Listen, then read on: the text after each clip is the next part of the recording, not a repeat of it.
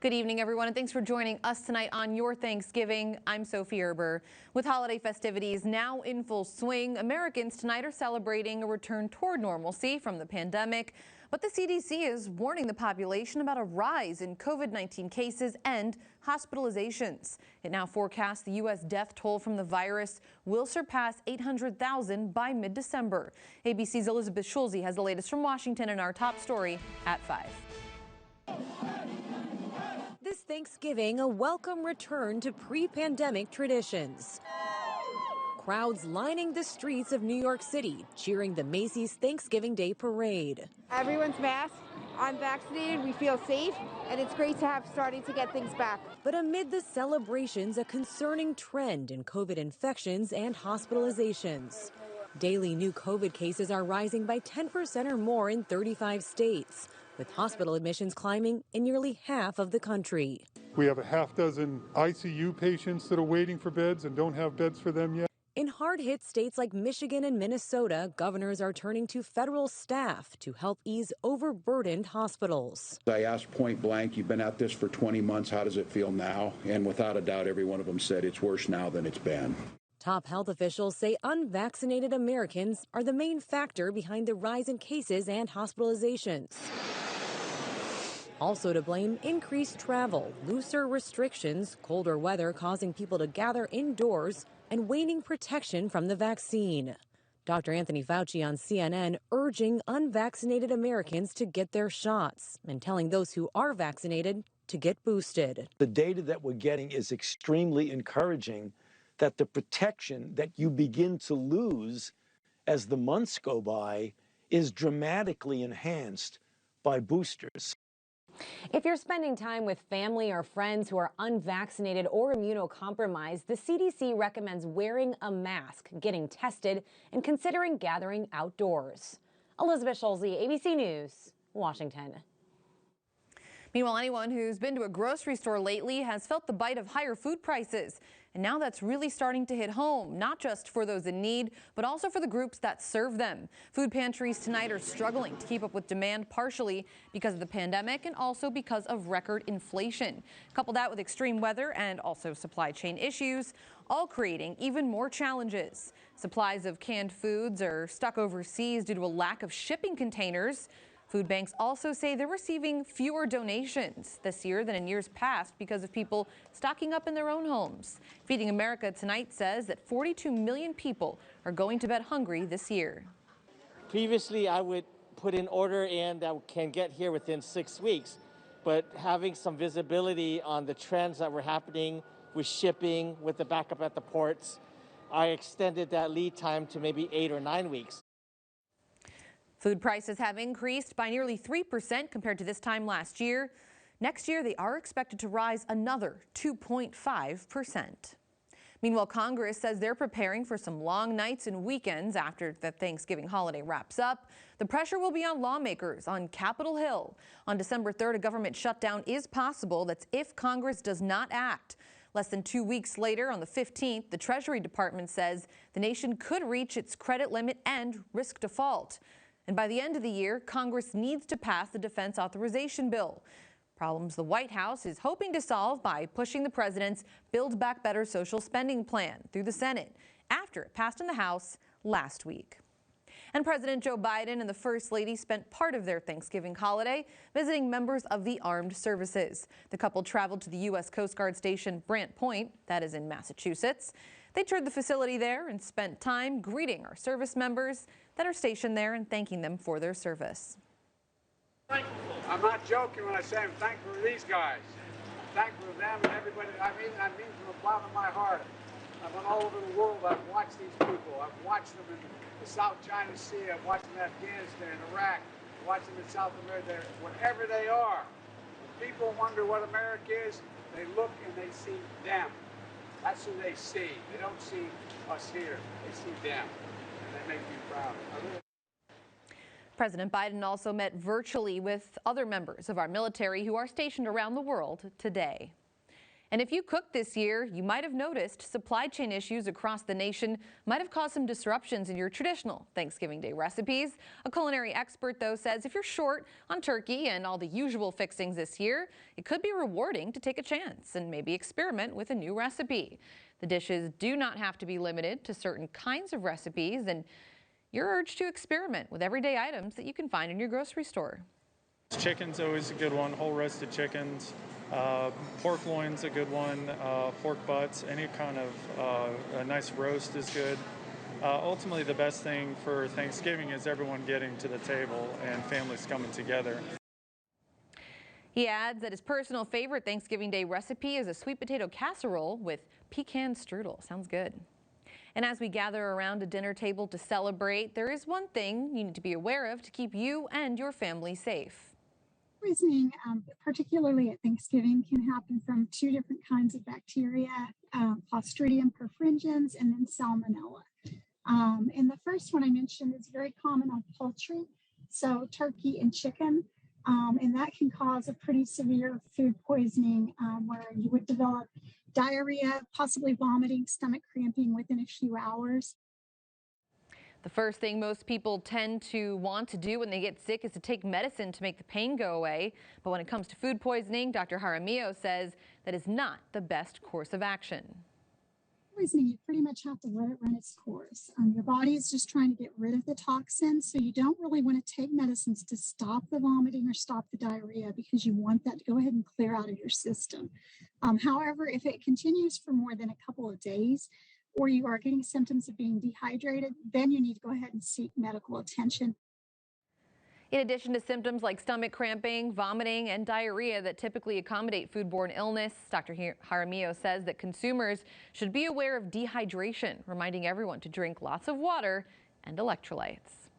And it's time now for our first check on the weather department. We have meteorologist Caitlin Lohr standing by with us. Caitlin, happy Thanksgiving. And today a good day in the weather department to stay inside. Pretty chilly. Yeah, you know, at least we got to see that sunshine and a beautiful sunset out there. The temperature is a little bit chilly this week. Currently at 27 degrees here in Sioux City, as well as Lamars and Wayne, 25 in Cherokee, as well as Orange City, 23 in Storm Lake and Spencer.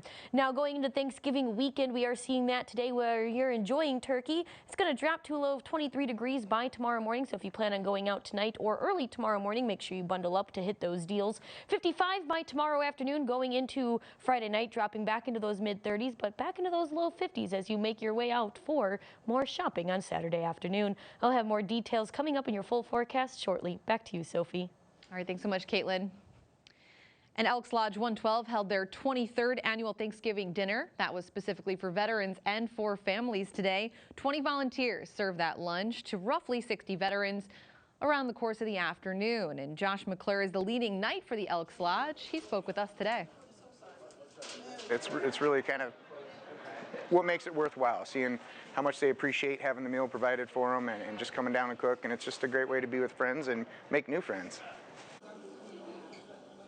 20 volunteers again helped make this event happen as the feast made its return after being canceled last year. Of course, that was canceled because of the pandemic. And dozens of Siouxlanders helped serve a Thanksgiving meal for the less fortunate in our community today. The Gospel Mission of Sioux City has provided a Thanksgiving meal to locals for 83 years now. Gospel Mission Executive Director Paul Mahaffey says the number of people who are willing to help every year is just incredible. During Thanksgiving, we have to turn volunteers down. And, you know, we're going to have probably close to 20 to 30 today. Most of that food served during the meal was donated to the Gospel Mission. Roughly 200 people combined attended the lunch and the dinner.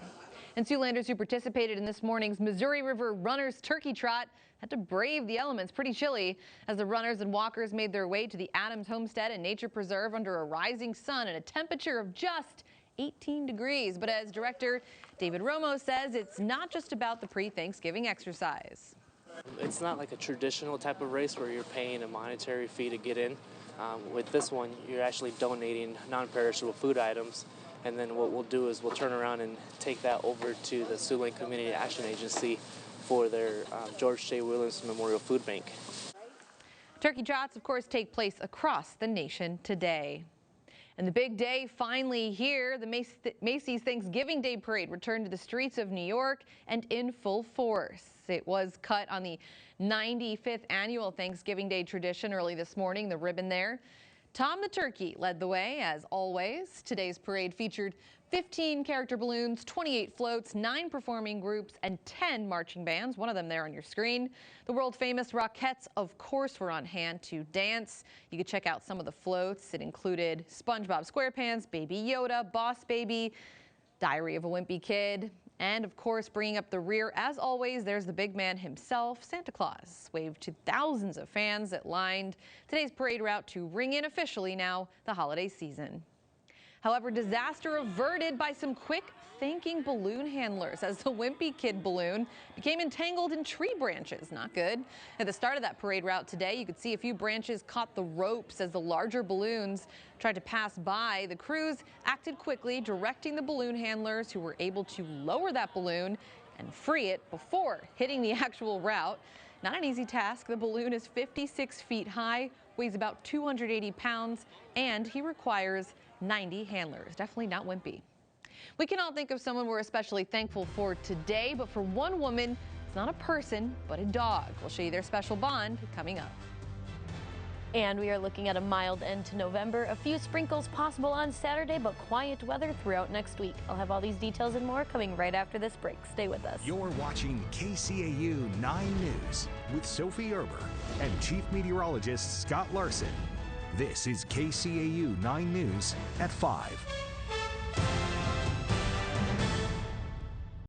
Welcome back and happy Thanksgiving, Siouxlanders. I hope you're enjoying your Thanksgiving dinner or dessert at this time of evening. Here's the current view outside of downtown Sioux City. A beautiful sunset to be grateful for today. Something that we love seeing here in Siouxland. This view is brought to you by the Port Neal Welding Company camera on top of the Ho-Chunk Center.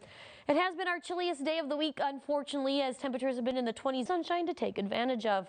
Now, speaking of sunshine, today's viewer photo of the day was sent in by Jamie Lampiris. I am so sorry, Jamie, if I totally butchered your last name. Taken right here in Sioux City, Iowa. These are some of my favorite clouds.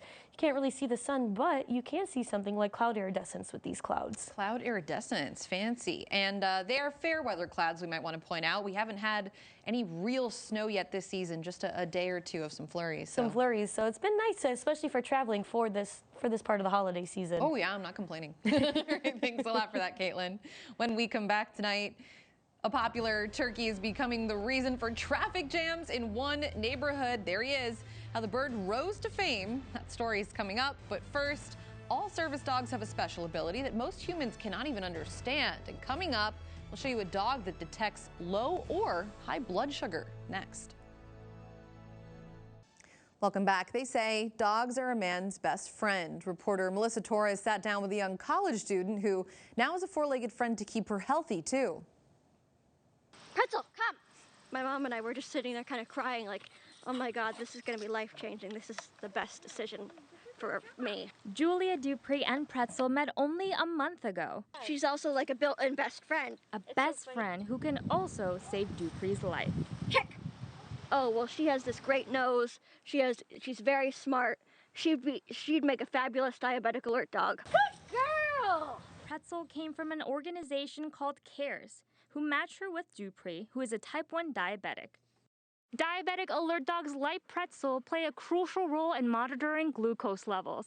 The golden retriever can smell if Dupree's blood sugar is high or low and alert her immediately. Diabetic alert dogs, they're trained mostly by scent. A sweet, fruity scent indicates her blood sugar is high. A sweaty scent means she's low. Good check, Pretzel, good check! Pretzel sprung into action while the two were sleeping recently. She was kind of whimpering.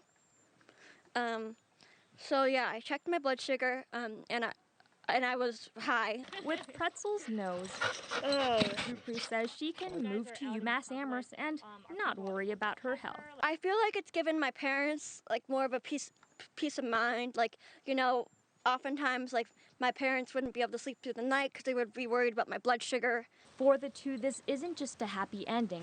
Good girl! But a happy beginning to a more independent life. I love Pretzel with all my heart. I'm beyond happy that I got her. What are you eating? One wild turkey is gaining some popularity tonight just in time for today's special holiday. We'll show you what's so interesting about this bird coming up next. Just in time for your Turkey Day, a special turkey is becoming quite the attraction. Will Rue has the story. It's holiday season, which means more drivers and busy roads. There's a lot of traffic that comes through there. He's talking about the corner of Evans to Locks Road and Stevens Creek Road. It can be backed up in both directions. Residents are seeing their own traffic hazard. Feast your eyes on Lucy. Well, I've seen this turkey several times. She will stop in the middle of the road. She will hold up traffic. She'll chase you if you get out of your car. She's so popular in the area, we had to act like the paparazzi to ask her question everyone is dying to know. Lucy, what do you have to say to all your fans out there? Are you going to start a TikTok account now that you have a strong following? What do you feel about Thanksgiving? Well, there you have it, folks. The neighbors don't seem to have a problem with her. It's kind of like a little mascot running around here. Some maybe like her. She's pretty, funny. A little bit too much. I thought we could have her for Thanksgiving dinner. Yeah, but our grandma already bought a turkey. Just like she's eluded becoming a Thanksgiving meal, deputies and DNR say she's a jailbird. The turkey's really hard to catch because it's still able to fly and it's able to run. And as long as she stays out of trouble, she can roam free. There's not really any major concern with this turkey being at this location. I think everybody is wanting what's, the best thing for her. To see a wild turkey on Thanksgiving week, it's pretty fitting. That is my sister's name. I have to show her that turkey. We take a live look outside right now. Don't go away. Caitlin returns with one more check on your forecast. First, this beautiful look at sunset over downtown Sioux City. So we keep saying all week, you've been advertising, it's a good week to have an indoor holiday because it looks beautiful outside, but much chillier than it would appear. We started out the day in the teens, Caitlin. Yeah, and we're going to see some of those teens return tonight. Yep. It's going to get cold out there. Temperatures dropping anywhere into those upper teens and low to mid-20s overnight by tomorrow morning. So if you plan to go out for some early morning shopping and doorbusters and deals, maybe breakfast, you're going to want to bundle up. But the good news is by tomorrow afternoon, we're looking at pleasant conditions with sunshine and a high of 55 degrees, 40s and 50s throughout this weekend and next week. Lots of sunshine. We are looking at a few light sprinkles Saturday morning, but sunshine by the afternoon hours. A little bit windy out there on Saturday, Sunday, and Monday. Overall, a quiet end to November and a great start to December. I was going to say, I see that windy trend continuing. Whenever we warm up, it gets windy again. Thanks, Caitlin. Thank you for joining us. We hope you're having a happy Thanksgiving. We'll be back here at 10. Until then, have a great night, everyone. Thanks for watching.